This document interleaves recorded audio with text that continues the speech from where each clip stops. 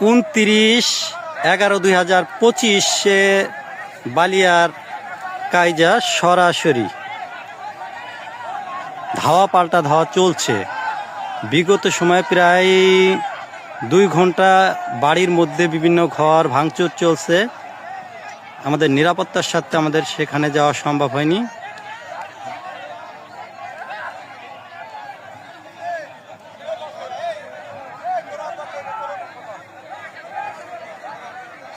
নুনু মাতুব্বরের দল বনাম আজাদ খন্দকারের দল ধাওয়া পাল্টা ধাওয়া চলছে। ইট পাটকেল মারামারি হচ্ছে, হয়তোবা ভিডিওতে ইটগুলো দেখা যাচ্ছে না, ইট ছুটছে।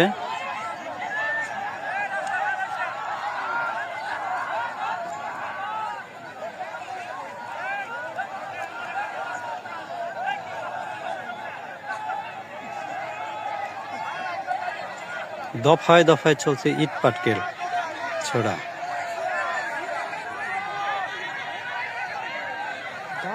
दाल